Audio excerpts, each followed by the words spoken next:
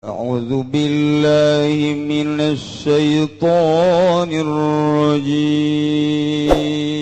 بسم الله الرحمن الرحيم يا ربي بالمصطفى بلغ مقاصدنا واغفر لنا ما مضى ya wasi'al karamil. Diriwayatkeun ti Sulaiman bin Buraidah anjeunna ti bapana radhiyallahu ta'ala anhu. Bapana Sulaiman berarti ti Buraidah.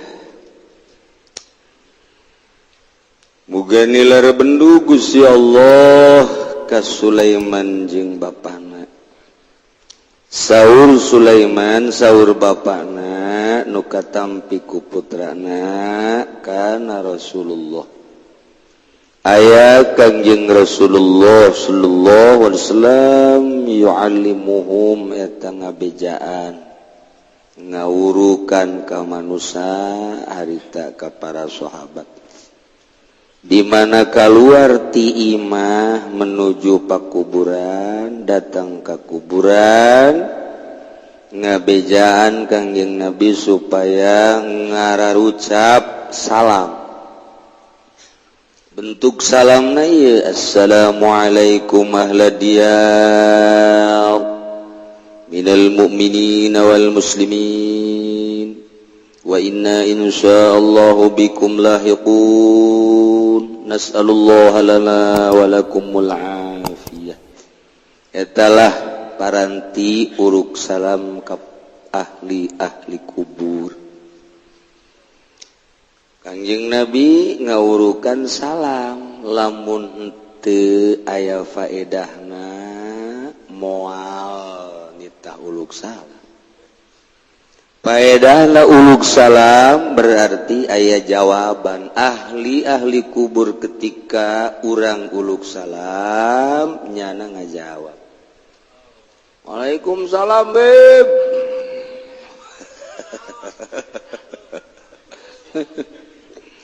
Waalaikumsalam.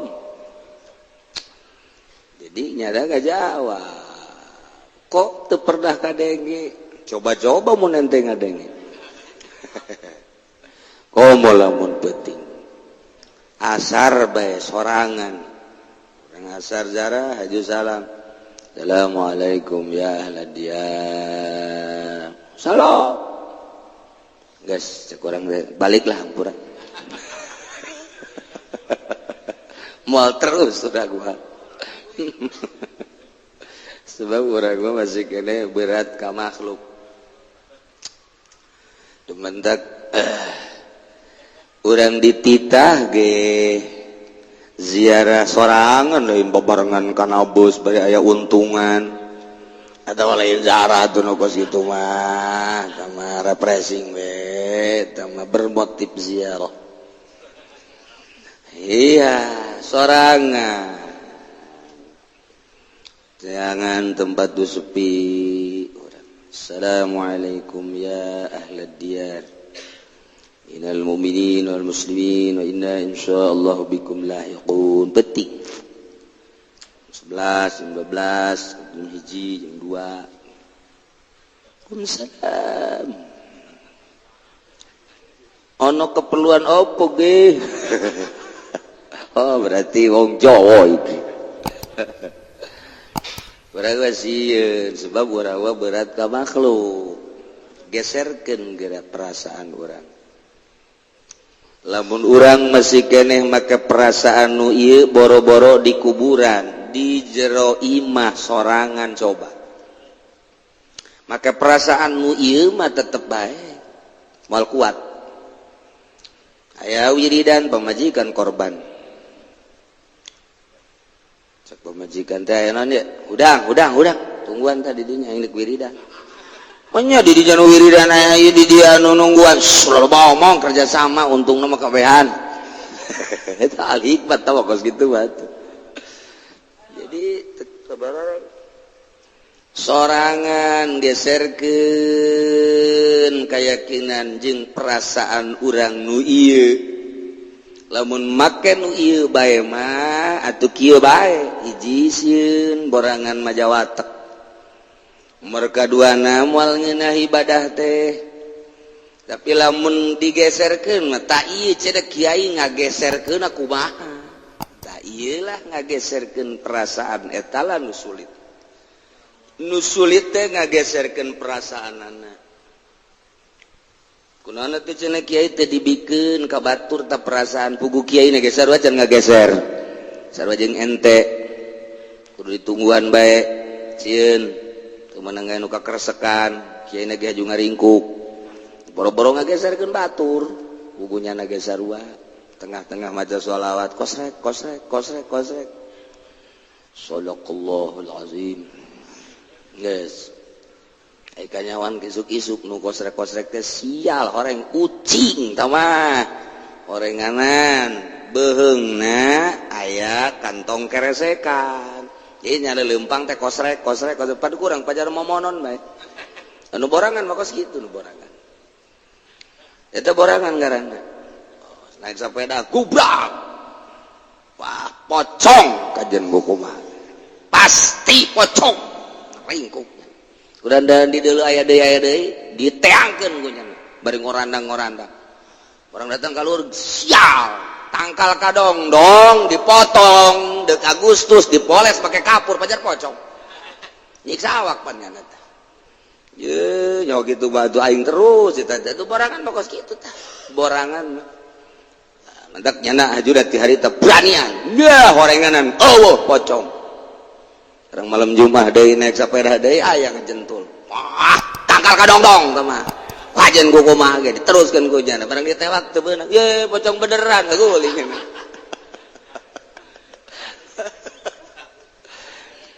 tah perasaan teh eta geserkeun hese ngaji tauhid ku tauhid ke bakalna tah geus buku wujud kidam bakom mukhalafah lihal walil hawadisi qiyamu bidafsi wadaniyat qudar malang geus diwurukeun ka batur tapi borangan keneh bae wujud kidam bako wujud hartina aya Allah teh kasipatan ku aya wajib ayana geus ayana Allah kasipatan ku kidam hartina ti heula teu kapiheula bako hartina Allah teh langgeng teu aya tungtungna geus diurukeun ka batur malah dimantekan segala tapi eta borangan bae kajagoan boranganna balik ti masjid ngagerokeun pamajikanna oi ya hei kunaon ada gegeroan sieun aing adi tas ngaji tauhid tapi balik ti masjid gegeroan ka pamajikanna sieun jakena sia jurig tauhid ka mana tauhid tauhid diletah doang eta ngaji tauhid teh kos kitu bacakeun ku ente lamun aya kasieun aya juri komo kadeuleu eta bae eta ayat kursi bacakeun ge coba ge leungit nya baca bener urang leumpang di beuting lah cek kieu ge maca ayat kursi Allahu la ilaha illa huwal hayyul qayyum aya nu gebreg-gebreg tah ditangkal awi teh grur ieu jurig berarti Allahu la ilaha illa huwal hayyul qayyum la ta'khudhuhu sinatun wa nawm juga handap enahan aya di hareup Allahu la ilaha illa huwa la ta'khudhuhu sinatun wa la nawm ma fis samawati cak jurig teh aing ge bisa ayat kursi kos kitu mah ayat kursi kos kitu aing ge bisa sebab sarua ayat kursi urang nu dibaca ku urang jeung ayat kursi nu dibaca ku juri sarua saurang lagi bersifat juri jadi sarua tuh nu bedana sia jeung aing cek diana teh sia nonton TV aing nonton TV sia main bola aing main bola atuh akur atuh teu banjur ayat kursina kumaha deui carana ieu neangan supaya ulah borangan bejana Tuan Syekh Abdul Qadir mah dileuweung 3 tahun bejana Imam Ghazali mah 13 tahun bejana Imam Syafi'i mah 1 tahun Kangjeng Nabi di luhur gunung Jabal Nur sorangan baik Kangjeng Nabi mah jadi barengan ku sasaha guru-guru urang tararapa gening di leuweung eta Syekh Maghribi osok kapanggih kapan jeung Syekh Asnawi mun naik kuda kapanggih tah nu kuari makam teh Syekh Maghribi di dinya ngobrol kapan di leuweung berarti Syekh Asnawi teh caringin teh osok ngobrol jeung nu kararitu di leuweung kok teu sieun sih aing sieun mulai tah ji atuh sia mah boga guruna si Golkar nu borangan atuh pasti kasihan nyurupna ge Golkar deui bae borangan deui bae boga guruna atuh nu tegep anu teu sieuneun ka jurig ka karak mun mage jurig dak bae ya bejakeun sia ka guru aing sieuneun nya sebab guruna sakti tapi lamun orang boga guruna Golkar bejakeun sia ka guru aing guru sia ge bareng jeung aing da kumaha coba urang ayo tuh di Garut aya si Tikul Bunia jin mondok ngaranna si Tikul Bunia sok nyanding ka santri sok ngaganggu ka santri aya santri pernah dibawa ku si Tikul Bunia sabulan teu balik geus ditarekahan kieu kitu ge hese bae tapi eta ulah babacaan di Garut mah bejakeun sia ku aing ka mama asal kitu bae cager aya santri nu kasandingan sia jinnya bejakeun sia ku aing ka mama cager eta coba kuari jin bejakeun ku aing ka Habib Rozak mana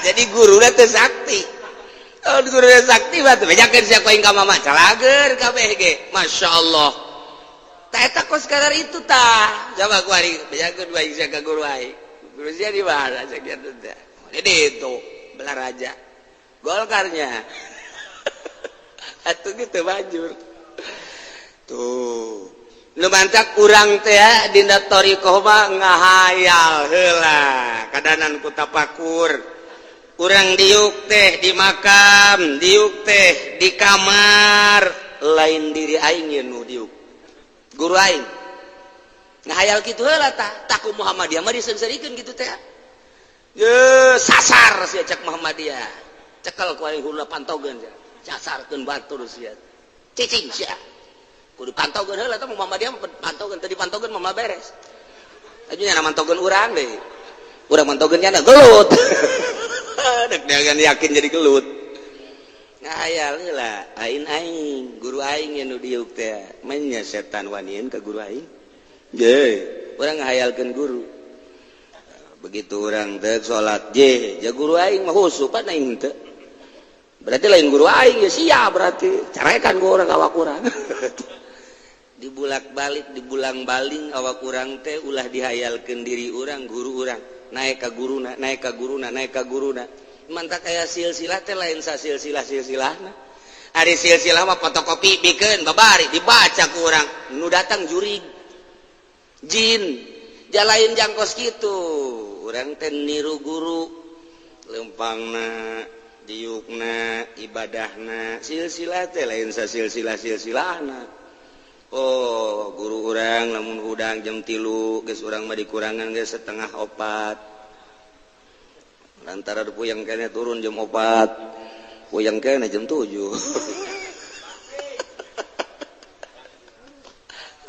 keur carita tarekat mah kos kitu ulah dihayalkeun diri urang urang di masjid sorangan dipoekan Allahu Akbar coba ge urang ngahayalkeun urang teh wali ngahayal aing wali ya Tuan Abdul Qadir aing ya Allahu Akbar aya jurig Abdul Qadir sial sia kuadan wanian ka aing sia Allahu Akbar sebentar Abdul Qadir mah digalemohan ku jurig teh kapan nya sataun jurig bae nafsu teh sataun ku hewan-hewan sataun ku awewe geulis eta mungkin henteu pernah ku awewe geulis bae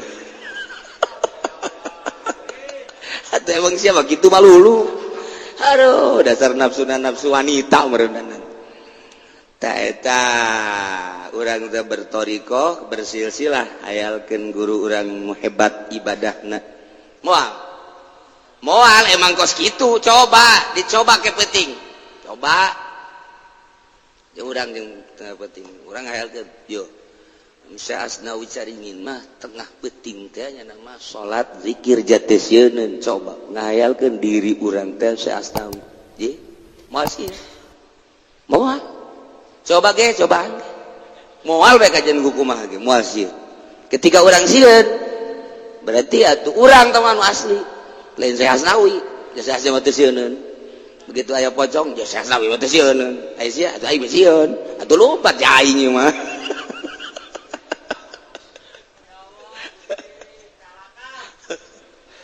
aduh jasa ibadah teh kegeserkeun rasa nu ieu sesele tuh bisa 1 tahun 2 tahun masyaallah karim gan heula ieu mah keur cerita salam bae heula Assalamualaikum ahlad diyar minal mu'minin wal muslimin ieu mah riwayat Sulaiman ieu ka riwayat lain aya deui wa inna insyaallah bikum lahiqun nas'alullaha lana wa lakumul afiyah Al-Fatihah. Oh dia Al-Fatihah.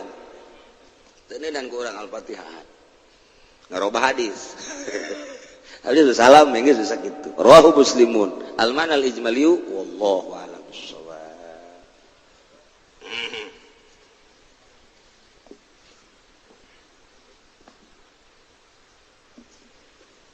Bismillahirrahmanirrahim. Wa amal khalqu wal amru lananabon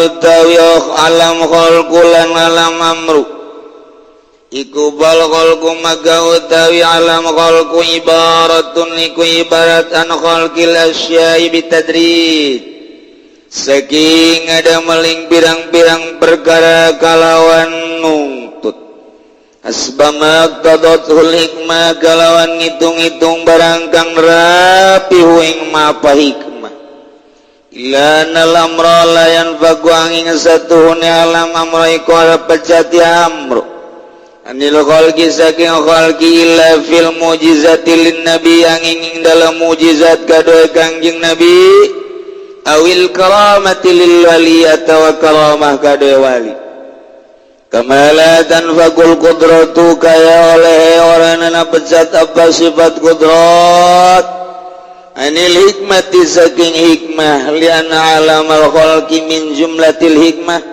karena satuhuni alam khalqi ikut tetap saking jumlahan hikmah lati waqa'a bihal istitar kang tudiba biha kalawan lati opal istitaru istitar lisiril kudrati kedua rahasia kudrat lisiril kudrati kedua rahasia kudrat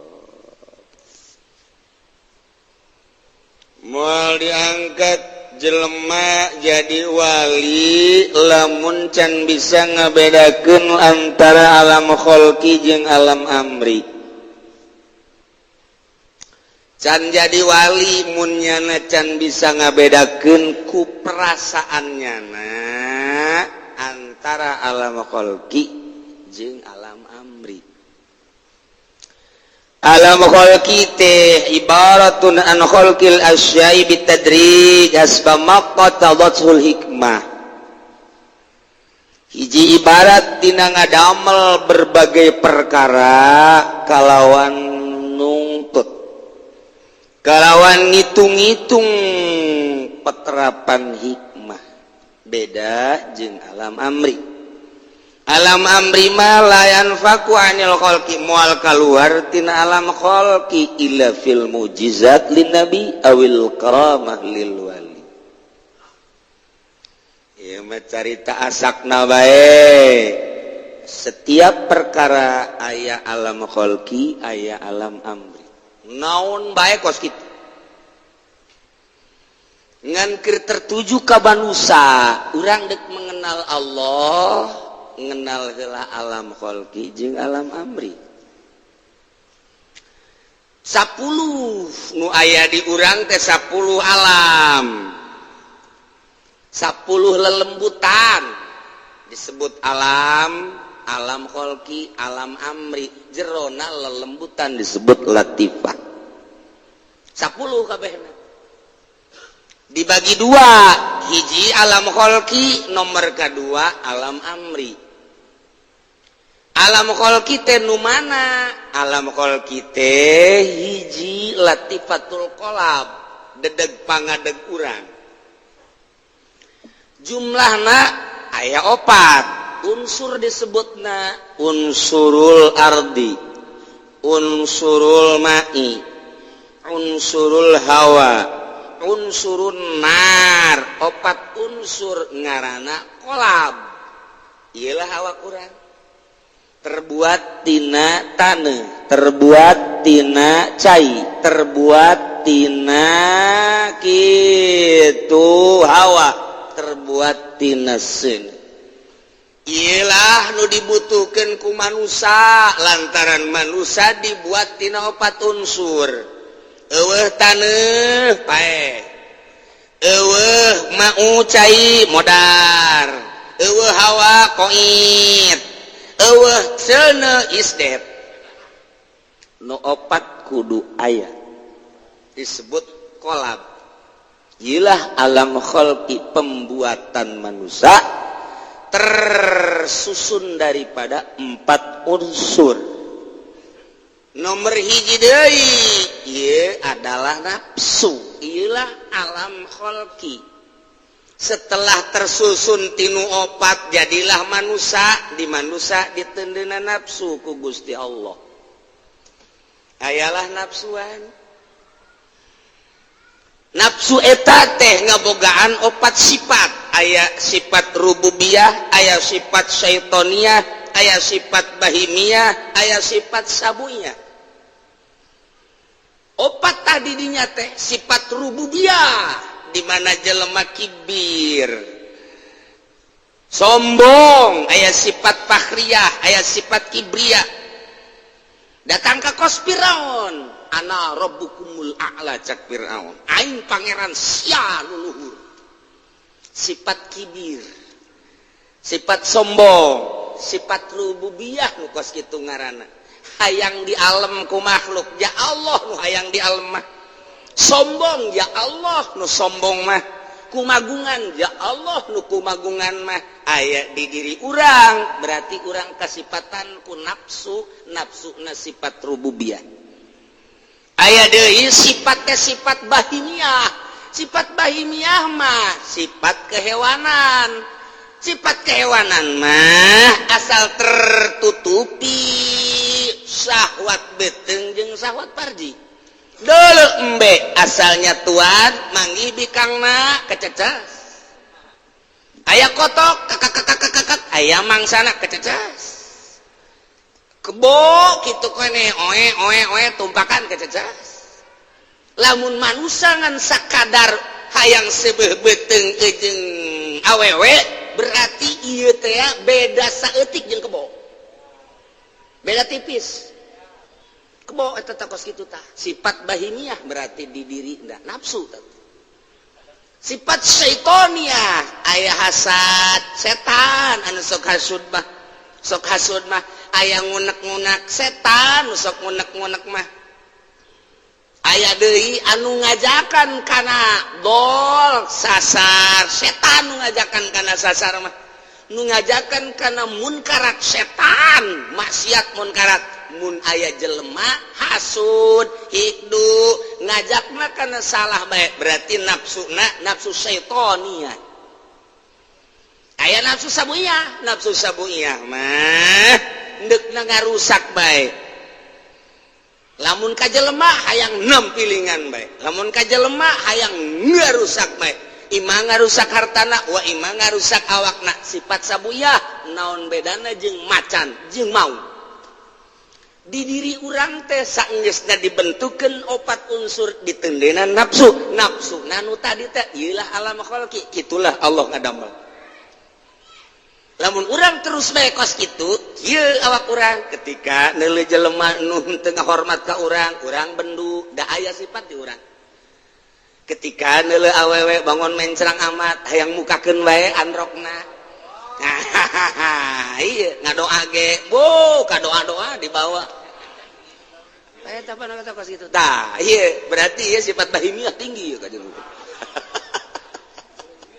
tinggal ya sifat bahimiah nih itu baik terus baik itu baik lamun eta tadi urusan ku urang teh tadi urusan urang make baju hayang kalem laku jelema urang make mobil hayang kalem laku jelema ditumpangkan dina kebutuhan tetapi ayah hayang kalem setan terus baik kitu jeung kitu ketika urang asa aing rububiyah berarti hayang dihormat ku batur hayang di alam ku batur sifat rububiyah bila perlu siapa anak buah aing kabeh aing jadi bos nama rububiyah berarti lamun tadi urusan alam kholqi kitu bae moal ngageser kuari urang naik ke alam amri ialah nu 5 latifah latifatul qalbi latifatul ruh latifatul sir latifatul khofi latifatul akhfa eta alam amri nu kos kitu ngaranna lelembutan nu kudu diurus teh eta ngageserkeun tina alam kholqi ka alam amri kudu aya nu nungtun lamun eueuh nu nungtun datang ka paeh urang aya di alam kholqi bae terus bae kos kieu. Nah iyalah nu mantak gairah ibadah teh saha nu bisa naikeun gairah ibadah dan ceramahan ge henteu hanya jelema nu geus ngageser perasaanana dibawa ku perasaan kiai nu geus ngageser tina alam kholqi ka alam amri lalaunan nu tadina teresep ngaji jadi resep nu tadina teresep salat jadi rada nyai-nyayan nu tadina haye teu husuk wari rada hayang kakarak hayang bae heula kadanan ku husuk hayang bae heula nu tadina tilok hudang peuting kuari digeserkeun hudang nonton bola tuh digeser nu bisa ngageserkeun ti alam kholqi ngaleungitkeun sifat rububiyah ngaleungitkeun sifat bahimiyah ngaleungitkeun sifat syaitoniyah ngaleungitkeun sifat sabuiyah hanya jelema nu geus ngageser perasaanana ka alam amri satungtung eta jelema encan ngageser perasaan anak atau akur bae nu ngomong nu ngawuruk jeung nu diwurukanana atau akur bae pedahnya nama bisa maca Quran jeung ngahartikeun ai perasaan nama akur bae ketika nyana resep kana dunia nu ngadengekeun resep kana dunia atau akur ka resep nama ngan beda ieu mah bisa maca Quran jeung ngahartikeun ieu mah teu ketika mustamekna teh ngridit atuh nyana ge ngridit atau akur naon bedana malah mah dititahan ku guruna malah guruna ge nita mangmayarkeun tanu mama kreditan can anggeus tama mama kudu diborgol tama membombar borgol tama mama teu ngageser perasaanana atuh moal beres dakwah ka jenting adag-adagan moal bisa ngageserkeun perasaan anu tadina teu resep ka Allah supaya resep ka Allah atuh nu ngajakna kudu geus ngageser resep ka Allah ndek ngajak ekonomi nyanana encan paham ekonomi atuh macet ndek ngajak berpolitik nyanana teu paham politik atuh macet ndek ngajak ke Allah kudu geus ngageser ti alam kholqi ka alam amri kuari nyana berusaha ngageserkeun tina alam kholqi nu tadina galak jadi henteu berubah carana kumaha sih carana ngaleungitkeun perwatakan heula teu kaluar tina 3 minimal hiji zikir nomor kadua tafakur nomor katilu muraqabah nomor kaopat khidmat 4 rupa zikirna make naturan anu sesuai tafakurna napakuran anu meunang ti guru muraqabahna nu mana heula engke teh aya daerah sugro aya daerah kubro engke teh ngahidmat ka guru cara ngahidmat teh lain cara ngahidmat nu biasa kumaha aya praktek hidmatna tidinya lah dek ngageserkeun teh guru ngabejaan mata berwatek neuleuh kanu indah-indah geserkeun celi resepna berwatek ngadengekeun anu merdu-merdu geserkeun itu kene irung watekna teh ngeresep ngambeu anu sengit-sengit geserkeun itu kene sungut ngeunah amat anu lazat geserkeun leungeun resep amat anu hipu-hipu geserkeun lain hehe digeserkan jadi urang dek asup ke alam amri ti alam kholqi teh ya teu bisa langsung sabulan 2 bulan teu bisa perlu riadoh tapa heula napaan mata napaan cili napaan irung napaan sungut napaan beteng napaan dubur napaan kubul napaan suku napaan leungeun eta teh kakarak alam kholqi sanggeus tadi alam kholqi ditapaan naiklah kana kolbu latifatul qalbi tapaan latifatul ruh tapaan latifatul apa ditapaan ku urang dibimbing ku guru nu sebut guruna mursyid. Jadi teu sambarangan hayang ngageserkeun perasaan teh. Urang sok ngageser sorangan, urang ye. Mimiti urang keur diuk bae. Manggi aya awewe nu liwat irungna mancung putih, ye mantep oge tah. Di suratan ku urang males ngageser tatadina eueuh trisno di hate ku ari atrisno. Mas Trisno ada di hatiku. Waduh. Berani urang lantaran geus ngageser perasaan anak duit nu tadina jang anak jeung pamajikan digeser pake mahugi ngageser perasaan nu tadina tentrem cicing di imah kuari mah teu tentrem ngageser hayang anjang nu tadina pakaian di asal-asalan bae kuari mah lamun teu diistrika ngajeripit sewet teu daek make sapatu ke dismir eta ngageser perasaan teh nu kos kitu garana. Tah, urang mah lamun perasaan kitu mah tah teu kudu dibejahan, kabehan. Teu meunang mah, teu meunang neuleuh jahe. Haju bae. Ieu mah ngageserkeun ti alam kholqi ka alam amri, nu tadina kurang mengenal ka Allah supaya mengenal. Sanggeusna mengenal secara umum ngaranna ma'rifatul am. Ngaranna ma'rifat awam, kuari kana ma'rifat khosoh digeser make cara nu tadi. Mulai kuari zikir mulai tafakur nganyahokeun heula kuari af'al Allah asma Allah ahwanan ge sifat Allah ke kaharti dina af'al bakal kaharti dina asma kaharti af'al jeung asma bakal kaharti sifat di mana geus kaharti af'al asma jeung sifat bakal kaharti dengan sendirinya zat Allah. Kuari mulai barang geus bener horeng man arifan nafsah arifa rabbah jelema nu mengenal diri bakal mengenal ka pangeran. Nah kuari hayang ibadah ka Allah mulai aya guruna ya mulai magahan amil we zahirna ma ilmal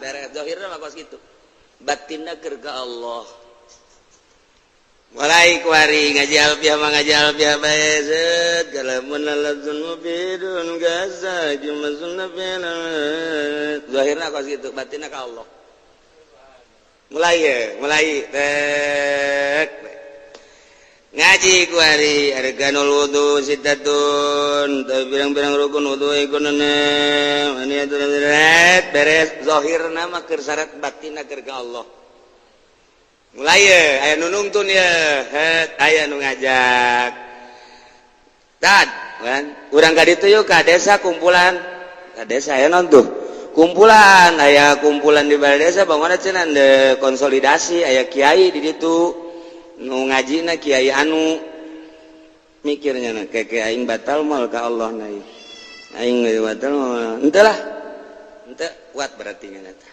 kuat henteu lah kebae hasilna bae gitu hasil berita sih mah hasil ka dijaba heran aing mah oh mulai kuat datang camat ka imah obrol dikondisikeun ku jam henteu lah nu sajen bae mah teu bisa lah kuat ya. Ka Allah lamun kadinya berarti belok datang usum pilkada teng titah Jatim sukses dibere motor dibere enten motor mah tinggalkan enten ka Allah masalahna tuh nu sieu mah lantaran pol deka Allah aya awaik gangguan kuatnya na di desa kuat, kecamatan kuat, pilkada kuat, pilgub kuat dan lain sebagainya. Lah aing maka jenting dahar jeung teri daripada aing dibabawa ku nokos kitu. Mantep. Deu ka Allah aing mah teu rek kadinya, teu rek bumpar mampir aing mah. Mulai teh. Dedeluan dijaga embung neule sebab deuk ka Allah pan can datang. Ai geus datang mah bebas, ieu mah deuk ka Allah can datang besi kaganggu. Dedeluan ku ari dijaga, dedengean dijaga. Geus atuh ana dedeluan dijaga, dedegean dijaga, aambeun dijaga, omongan dijaga, embung ka mana. Mulai geus di imah bae. Geus di imah ge boga pagawean lain sadi imah di imahnya. Boga pagawean teh ngajagaan mata, ngajagaan ceuli. Deuk ka Allah, boga maksud deuk ka Allah dijaga kunyana. Mulai embung ka mana. Jeung teuing di imah boga duit ge nu penting embung ka mana. Salah tante teh sih ngomong. Deuk ka Allah. Mulai terasing tuh. Aya fi ma'zilin dina uzlah, enggon uzlah. Jelema mah bareng ke masjid, jelema mah bareng ke musola, jelema bareng ketika ditamuan, tapi beda batinna. Nu ieu mah biasa ya di alam khalqinya nama neuk menuju alam amri ka Allah. Yes, kitu bae terus deuk ka Allah, deuk ka Allah, deuk ka Allah, deuk ka Allah. Pan Allah teh tara noler-noler pagawean manusia. Si eta deuk ka aing, haju nyaan deuk ka aing diangkat derajatna teng lain deui. Sinaran gua mulai geus teh embung ka mana-mana embung ngaji jeung santri ge geus teu maksud jeung santri ge eta mah sakadar zahir be beda aya nu nuturkeun sanajan teu dituturkeun deuk ka Allah santri teh teu jadi acuan deuk aya deuk eueus sabodo eta mah sapira tah mah ngajalankeun ngaji kos kitu dang nu penting mah deuk ka Allah teu bangga santri loba teu sedih ku 1 2 3 deuk ka Allah. Kadaanannya namaku make menerima murid ajaran baru. Jauh tambah jurig tambah kos itu. Jurig tambah kos itu. Deuk ka Allah tambah mampir ngaranna kos kitu mah teh. Mun aya pesantren menerima ajaran baru hubungi Habib Rozak. Ya, tambah nu kos kitu mah teh. Mampir tambah teu datang ka Allah teh. Salah tah teu salah, ieu mah keur carita ka Allah besi pacar nyalahkeun teu. Ngan nyana aya di dinya di alam khalqi bae. Ieu mah deuk ka Allah, carita deuk ka Allah, mandeg di dinya. Mulai geus. Lamun diondang ngariung geus nu direuleuna Allah bae aing menang ridho Allah henteu ye. Menang ridho Allah mangan berkat teu meunang. Bagi dua antara hayang berkat jeung ridho Allah, mandeg di dinya. Dicau mandeg dicau. Teu naek. Perhitungannya aing daripada kaditu teh jadi ibadah mandeg aing deuk ka Allah aing mah kajen diomongkeun jelema teu hayang aing mah muludan tinggal muludan ngocoprak teh teu ngagungkeun ka Kangjeng Nabi urusan ngagungkeun urusan aing jeung Allah pugu aing di jero kamar ge ieu ngagungkeun ka Kangjeng Nabi akan ku siapa ngagung tah sia mah deuk neangan peperetan sok haju kitu lain haju kitu emang sia mah kitu tanyakeun ge ka Haji Pudoli buku kitu. Ya, saya mah cicing mah di imah ge teh keur ngagunkeun Kangjeng Nabi. Bakal agungannya na dibanding jeung ngareah-reah. Reah-reah mangan sakali doang, sajam 2 jam, nyana mah terus. Deuk ka Allah. Mulai terasing. Terasing sorangan uzlah ngaranna. Uzlah dengan sendirina. Pembangunan alam sutra datang. Di dieu bangunan, di ditu bangunan, di dieu bangunan, di dieu walah. Keluar neuleuping-ping cek. Waduh, si amoy nyeputi. Kaganggu asal neuleuh bae salat jadi kaganggu. Nu tatarina asyhadu an la ilaha illallah kadeuleuk kumaha hate teh Allah, ku ari mah ping-ping amoy. Kaganggu. Nah, ieu kubaya pindah ka leuweung deui. Dek dituturkeun mangga ku santri henteu mangga. Mantap konsepna teu kahartieun ku kabeh. Aneh dek ngembangkeun agama lain di kota endahan ka leuweung bagaimana bisa maju agama dek ngomong naon urang mestina di tengah-tengah kota nyieun pasantren atuh kadeuleu ku batur abeh berbagai kalangan teh bisa menikmati pondok pesantren tah di tengah kota bila perlu mah mun urang nyaritakeun kemajuan pasti kitu tapi lamun urang keur nyata deuk ka Allah aing kaganggu kuno kos kitu pindah aing mah beneran nu di kota apa beneran nu pindah sih coba mau bisa ngajawab ente beneran nu di kota tanyieun universitas nyieun pondok pesantren modern belah dia mudirun Hayo beneran mana dajengnya dibandingkan anu pindah ka leuweung hijrah dek ngilu dek henteu sia ka aing sabodo sia ngilu bae pagahan ku aing teu milu bae eueuh masalah jaing mah dek Allah beneran nu pindah tak ka leuweung beneran di kota teu bisa ngajawab lantaran urang datang ke alam kholqi ketika jelema nu dek berangkat ke alam amri pasti usah ieu jang sorangan tapi deuleu kemanfaatan anak bakal halayak rame sesuai jeung kaikhlasannya na ikhlasnya na ieu teh 10% engke bakalna 10% nu milukanya di dinya bakal ngiuhan di dinya 10% boga ikhlasna 50% ngariuhan 50% di dinya boga ikhlasna 100% sajagat ujianana tergantung keikhlasanana padahal tadi nama sorangan tapi efekna bakal kakabeh. Nah, mulai ngageser di alam kholqi sorangan, kasihan jadi ke Allah.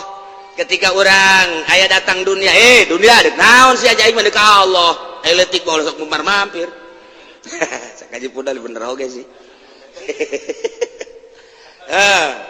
Datang guari kitu jurik dek ka mana sih ya?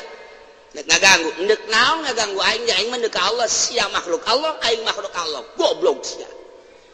Emang aing sieun ka sia? Datangkeun bapak moyang sia. Bener bae datang 5. Hehehe, tolol aing mah lalagaan goblok. Teu sieun sebab dek ka Allah sia makhluk Allah, aing makhluk Allah. Datang orai. Orai. Dek ka mana? ngagoda saha ngagoda ente aing mah teu kudu digoda tiba heula ge emang aing sieun ka sia anda kalau digoda moal sieun aing mah moal sieun aing mah digoda ke sia dek aing dek ngaleg-leg sia leg-leg aing paeh cenah cek orangnya sia di jero beuteung aing geus saya tulisanana meureun aing Lauhul Mahfuz kudu paeh di beuteung sia goda aing sia digoda terus direngkol awak aing awak kurang teh di dia mah wayahna becak orangnya teh andek dikencengkeun ieu beulitana kencengkeun rakata Allah nu kencang Allah cak orangnya panas eta Allah-Allahan bae modar sia dibalik kuari mah ku Allah aing paeh sia aduh ampun panas cakna panas indit orangnya mentak ente beusaya orangnya antepkeun asana paeh ente ulah ka turut-turut dah sebab Allah ente mah tiis ka orang begitu dia Allah tiis sakieu sakumaha ase bae ye pandongeng kiai mah panas atuh lain deui Allah itu mah ku hate sia mah ku sungut nya jadi tiis mulai digoda ku dunia moh aing mah digoda ku jurik tah sieun digoda deui ku hewan teh aing mah endeu ka Allah mulai jelema ti kota datang ka leuweung tengah peuting Waalaikum naon aing mah keur ka Allah engke sagedeung ngaleuyeuh Waalaikum aya naon pamajikan kabur atuh pamajikan kabur kunaon babejak aing sia nu emang ribut cekan lu kabur dibawa ku batur beureun neangan deui bae yeuh ka deui kiai bagelis tante mun geulis ditah ka dieu bae teu pamajikanna mulai berbagai-bagai urusan anak teu kaharti nyana akademina nyana jurusan anak tetapi kuari jelema pada marenta tulung kunaon sabodo aing mah ka Allah acara didoakeun manjur eta urusan Allah teu diaku-aku jadi ka Allah acara teu manjur sabodo diomongkeun sama kiai eta mah teu manjur sabodo sia deuk naon datang ka aing kumaha Allah bae geus hese nyaritakeun ngageser kuari mah ti alam kholqi ka alam amri ninggalkeun alam kholqi geus eueuh perasaanna naon kuari hiji bae Allah ai ka Allah kumaha ka Allah mah keur salat teh inget ka Allah ai di luar salat teu inget ka Allah encan datang ka alam amri emang kunaon ai keur salat ka Allah ingat ai di luar salat henteu ka Allah emang Allah leungit pan Allah na eta keneh nu nyiptakeun ulang ti alam itu datang ke alam dunia ka alam barzakh ka alam akhirat Allah na eta keneh nyahoeun anu aya teu pernah eueuh kidam teu pernah kahelaan tuh mulai ku ari ka tauhid nu tadingan ku perasaan awalun bilan tidak wa akhirun bilan tiha kadeule ku ari mah kumaha hate teh Gusti Allah teh aya geuning Allah mah teu pernah eueuh neulekeun teu pernah teu neulekeun la takhudus sinatu wala naum Allah teh ngadenge teu pernah teu ngadenge Allah mah terus bae perasaan urang dirundung ku ayana Allah ku denge Allah ku nyaho Allah urang geus berubah ku ari ka alam amri ieu secara singkat bae dibongkaran alam amri nama lila ku ari geus aya di alam amri nah ieu mah ngan sakadar deuk nyaritakeun jelema nu geus pindah ti alam khalqi ka alam amri bisa ngabedakeun ieu mah alam amri ieu mah alam khalqi etalah wali ketika can bisa ngabedakeun mana alam khalqi mana alam amri ku perasaanana eta mah nu kos kitu mah jelema TK teh kos urang beh kos kitulah jelema anu ngageserkeun perasaanana sabaraha taun bisa ngageser tergantung kecerdasanana namun masih keneh urang ka pasar ngeuleuh nu ngagantung resep keneh urang aya di alam khalqi keneh ketika orang ke pasar neuleuh samarenda neuleuh tamer neuleuh jubah neuleuh macam-macam geus teu kadeuleuh dina kadeuleuh ge ku mata ieu doang mata hate mah geus teu deuleuh urang geus ngageser ka alam amri ku ari mah geus teu kudu ka pasar neuleuh mobil bae ketika urang neuleuh Innova hayang henteu emang kunaon bantah henteu teu kawerat atuh siap jualan aya cenah mun aya jualan meuli atuh siapa lain alam amri alam khalqina ge mah ngeblesek tah didinya perasaan urang bakal akur antara mobil goreng jeung mobil bagus aing ge akur kumaha dina pada teu bogana aing nu goreng teu boga nu bagus teu boga lain kitu neuleuh nu bagus sakitu neuleuh nu goreng sakitu neuleuh nu rentulna baju di luhur pakaian sarua ketika asup ka pasar ditawaran eueuh nu hayang teu maksud jeung teu hayang bae tah lamun geus kitu berarti geus ngageser ku ari perasaan ti alam khalqi ka alam amri waduh atuh teh mah lain ku lain pagawean memeh dahar heula tuh sia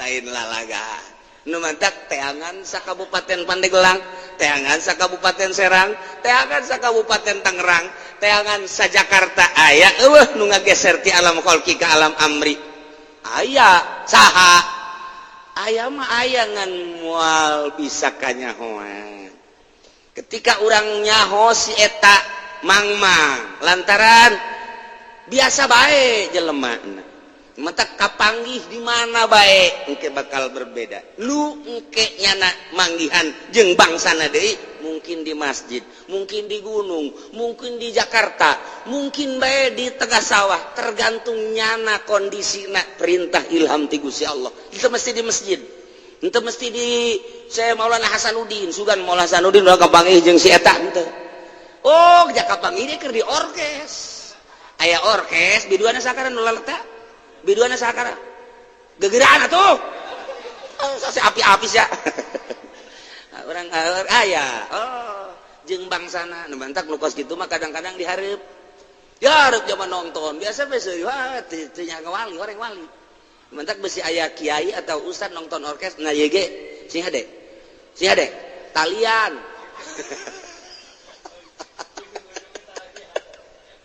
hese ngan tetep sadajan nyana dihareupeun orkes sadajan nyana dihareupeun wayang urang teh teu nyangka bahwa nyana maksiat aneh kiai anu aya dihareupeun orkes pamanya wah lain sanongton-nongtonna pan padahal mah nonton tapi ku urang lain sanongton-nongtonna tetep bae di lain-lain aneh urang mah pan teu nongton ge pajak nonton urang mah dibalik teu nonton liwat tong pajak nonton blon kan nyana mah nonton bajar teu nonton hese sebabnya nama geus teu maksud bedana nu nonton maksud jeung nu teu nonton maksud teu maksud beda setik mun nonton maksud mantes nongtonna dongeng aing tos nonton orkes sabiduana sasakra teh sia ngomong atuh bau budak bujalna kadeuleu lelet jasa ngupahara ngeuneun di sorana mun aya deui aing bejaannya tah eta kos kitu teh nonton ari wali mah nonton mah tas di mana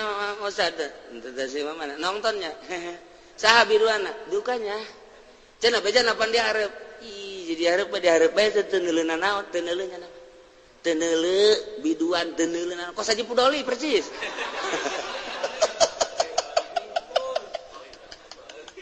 Ya Allah ya Rabbi. Tuh, kos kitu tah. Kos si kitu sakarang-karana Abuya dahlan ki dahlan tanjakan. Ketika kumpulan jeung bupati milunya nah, biasa bae diuk dihareup diajeng-ajeng biasa diuk. Ngan ajunya nama reup BHS kos Gus Dur kerek biasa. Cedekeun nyana di tengah doa terakhir, Pan. Kerek. Ai urang mah puguh keur gaji ge kerek ieu. Urang mah lain keur kumpulan. Ieu mah keur kumpulan ke geus terakhir bae. Acara terakhir doa penutup ialah Abuya Dahlan. Diudangkeun nyana kerek. Iya. Naon? Doa terakhir. Oh, doa geus agesan nya. Geus. Doa Allah. Mun ditanya tadi si naon diberi teh nyaho. Tah mun geus kos kitu masalah. Gus Dur lamun diriungan langsung kerek. Gus Dur terkenal kerek aja Gus Dur mah. Kamari digor we keur kamari keur hirup keneh kerek we digor ge gana. Tapi ketika aya pertanyaan bisa. Dipertanyakan tak kayak Gus, itu kan kalau lagi kumpul-kumpul kan tidur. Tapi kenapa kalau ditanya bisa aja jawab? Wah itu sih urusan saya. Atau hese aja Gus Dur mah. Ja kerek nama beneran ya nama. Saksian ya kerek mah aja nama. Tah geus sararese eta lah khorikun lil adat nu kos kitu ngaranna. Pindah ti alam kholqi ka alam amri. Sanajan hadir ge jajana mah geus lain deuleuan kadinya, lain dedengean kadinya emang teresep. Kok bisa hadir di dinya? Zayin nafsaka bil maksiat. Tah nerapkeun zayin nafsaka bil maksiat jang nyana. Lain jang ente. Ini ke mana ya? Aing dek nonton. Pan nonton zayin nafsaka bil maksiat. Aing dek supaya kadeulina mah maksiat, batin mah heuh. Atuh sih neraka ngaranna. Ya urang di hareupeun orkes ge ai perasaan urang ka Allah mah moal disiksa. Atuh bal disiksa sok di hareupeun. Oh, engke sakedeung urang bakal boga presiden tukang nyanyi. Oh, saksian ku urang biduan nu mana bae bila perlu teu make calana geus. Maka ih kadeuleuan atuh bal kadeuleuan eta cenah. Nu kadeuleuan Allah na. Siapa seri heran. Nu kadeuleuan eta na. Atuh bal disiksa, dia lain deuleu lain denge. Pindah ti alam kholqi ka alam amri. Eta panjang dongeng. Nah, deuk ngageserkeun alam kholqi ka alam amri ti awal. Ngageser kudu aya nu nungtun nu mantak ge. Tah eta teh bakal ngageser engke ge kos urang hayang nyeun kitu kolong ulah dicita-cita ku kumaha nyeun bae bale engke kolong aya sorangan ieu sarua si urang deuk maca Quran ulah nyaritakeun maca Quran atuh alif ba ta alif jabar engke ge bisa sorangan hayang bisa maca kitab atuh amil bae baca jeung jurumiyah